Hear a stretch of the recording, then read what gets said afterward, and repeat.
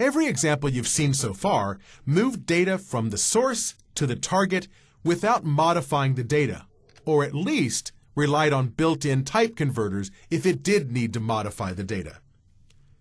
What happens when the source to the target requires some sort of conversion? For example, maybe you have a color name, but you want to apply that to a property that requires a brush. How can you convert from a text string to a brush during the binding process?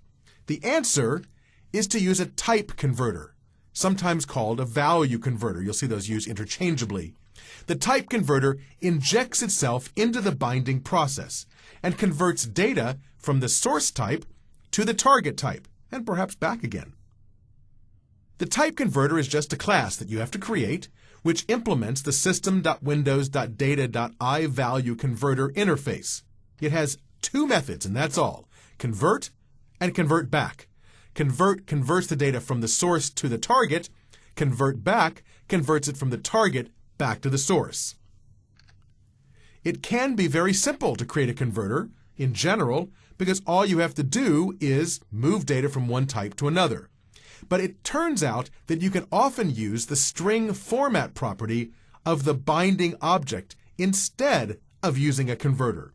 So even though we haven't really talked about converters yet, before we do, I want to diverge a little bit and talk about the string format property of the binding object.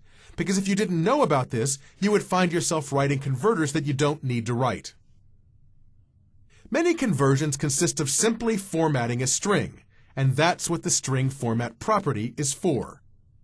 You could create a type converter to do that formatting, but it's not necessary.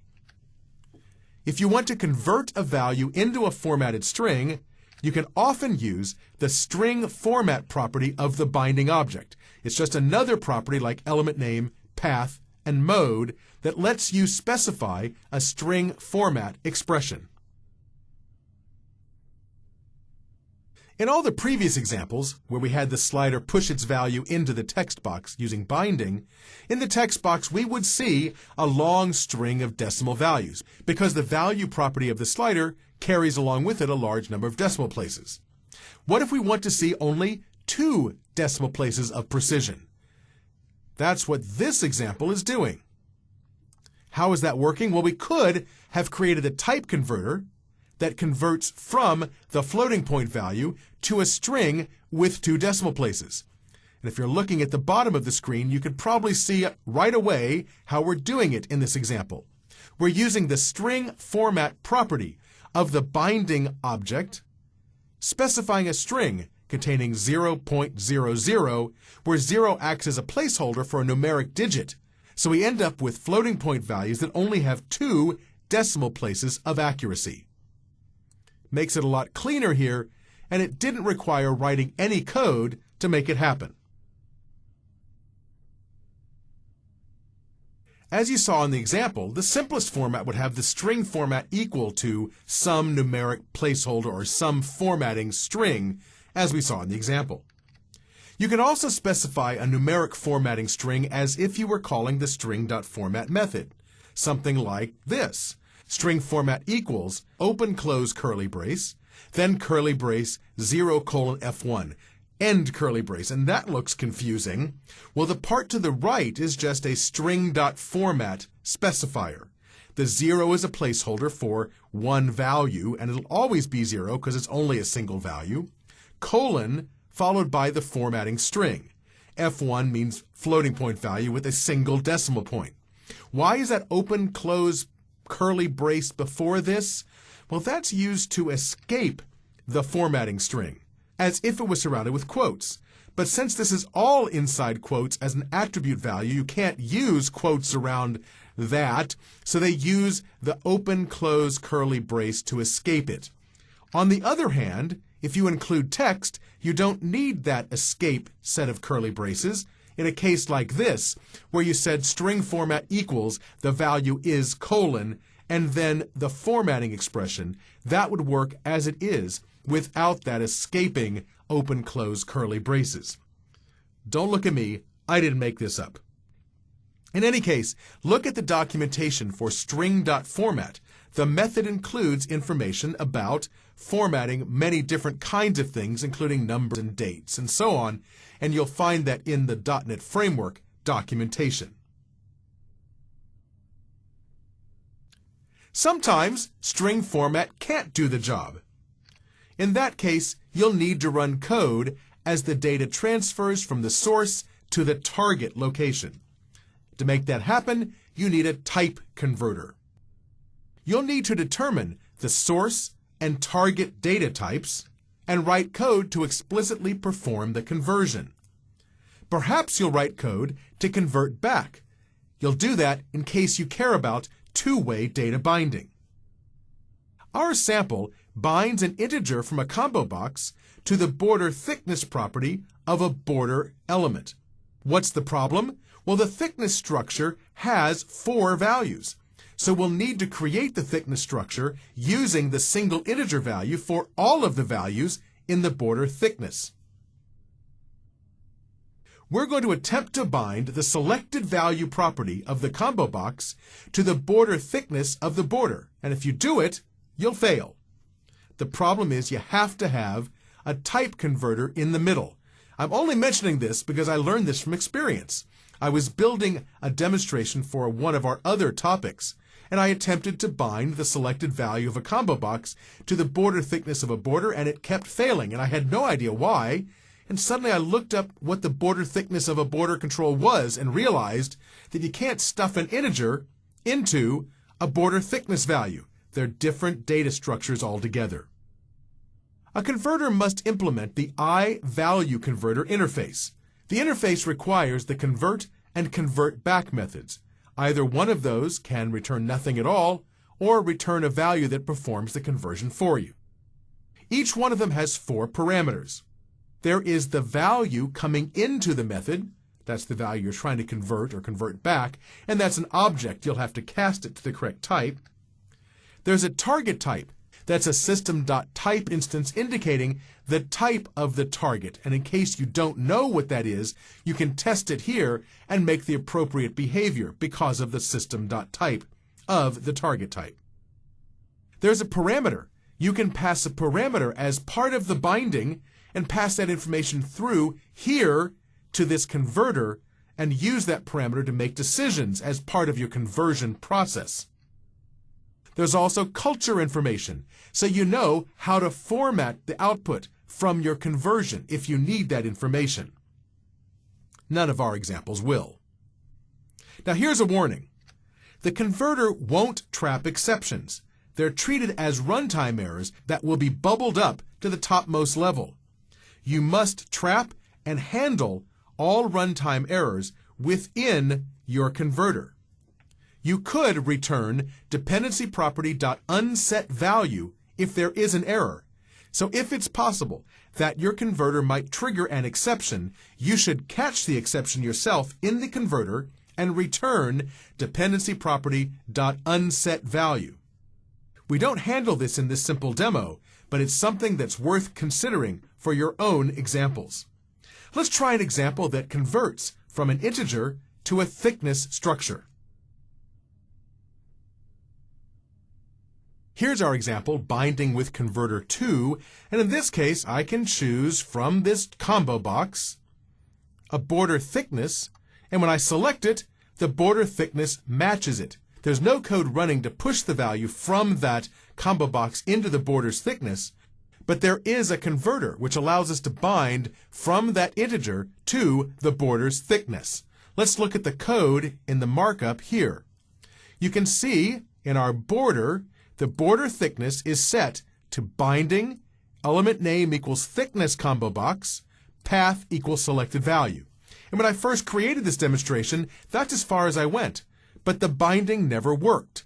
Took me a while to figure out why. It's because we needed the conversion.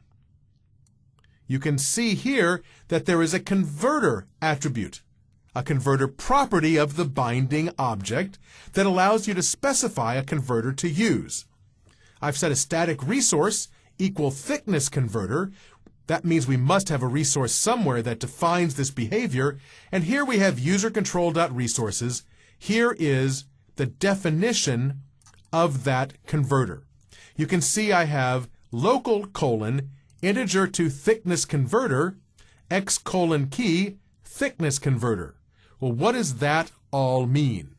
If I scroll up a little higher in this, I'll find right here a declaration for a local namespace.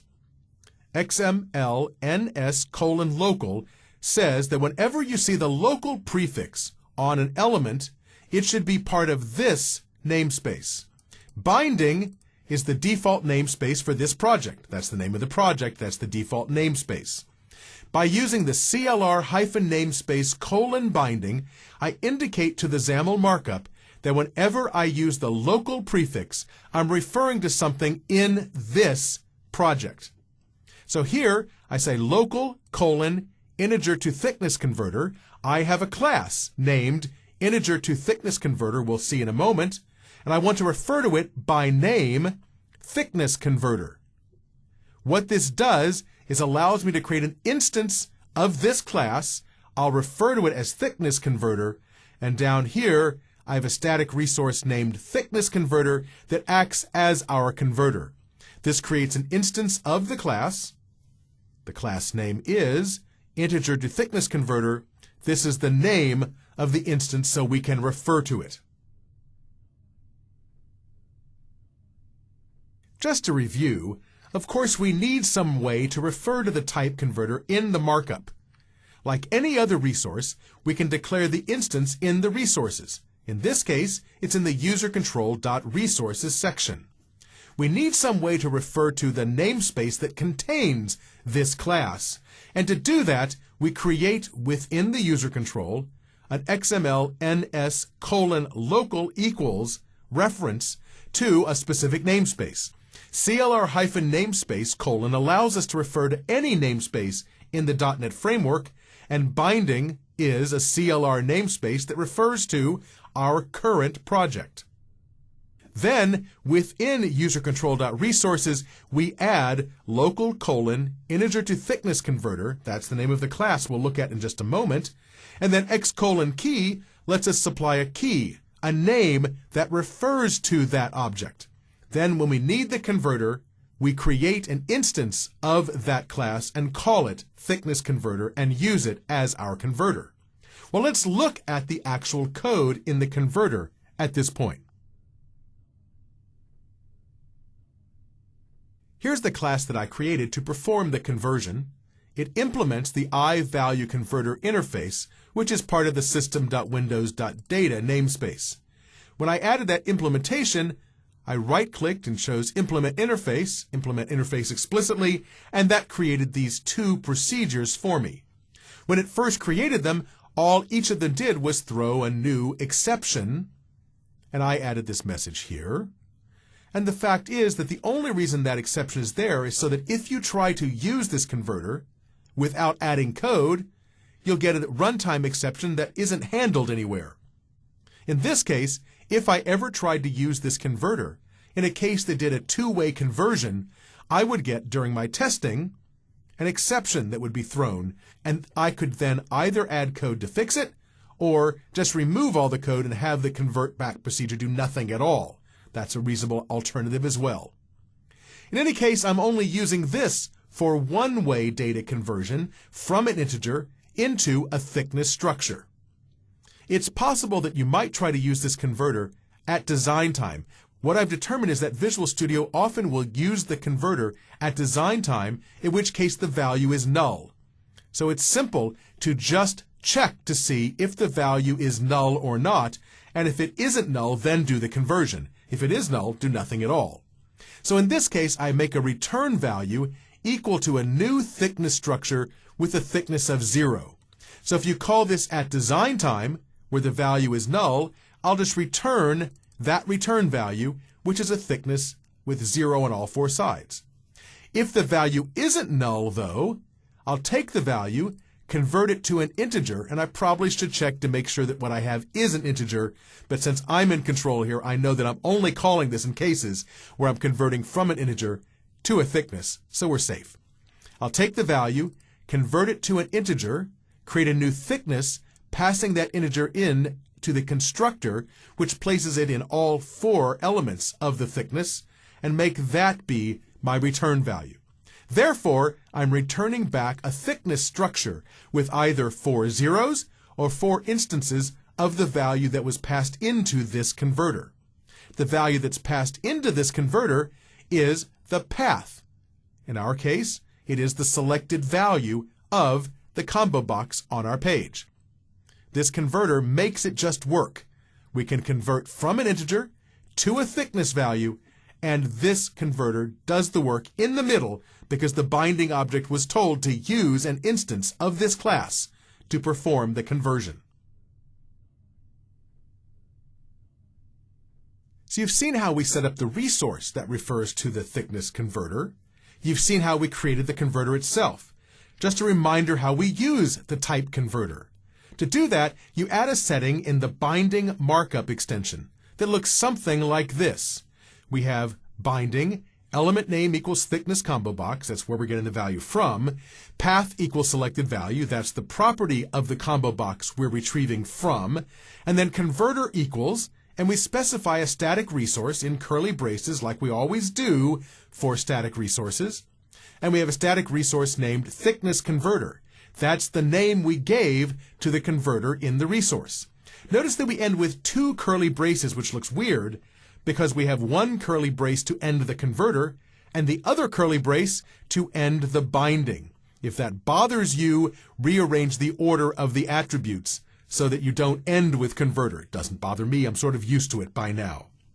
Now, Visual Studio does give you a tool to help you hook up this converter so you don't have to type it yourself. You might like this better than doing the work by hand. So let's go back to Visual Studio and see how you can take advantage of this tool to hook up a converter using Visual Studio. I've loaded the sample page binding with Converter 2 and selected the border and the border thickness property in the Properties window to prove a point. I can do all of this work interactively using Visual Studio's tools. To do that, let me reset this value to remove the existing converter, and also I'll remove the resource. So we're starting from scratch here. How do we make this happen? Well, let's set the property of the border that I need to set. Here's the stack panel. That's not it. Here's our border. There's our border thickness property. I'll click on it and choose Apply Data Binding. We get this box which lets us select the source, the element name, and all those things. So I'm going to specify an element name. We really only have one place to get the information from, thickness combo box. Down here in the path pane, let's choose the path we'd like to use, which is selected value. We also need to specify a converter. So I go to the Converter tab, and I can hook up a binding to integer to thickness converter. I need to create a new resource to attach it to, and I'll name it thickness converter. At this point, I could supply a parameter. Remember, there's that parameter in the converter, which allows you to pass information from the XAML to the converter. I have no reason to use it at this point, but I could supply a value here and retrieve that value on the other side. There's also an Options tab where I can specify things like a string format. Look at all these built-in formats. Isn't that nice? Or a mode, which could be two-way, one-way, whatever the mode is supposed to be, and other options as well. Clearly, there are many more options. We've set up the binding. Come back here, and now you can see exactly the same text we had before. Border thickness equals binding, element name equals, path equals, converter equals.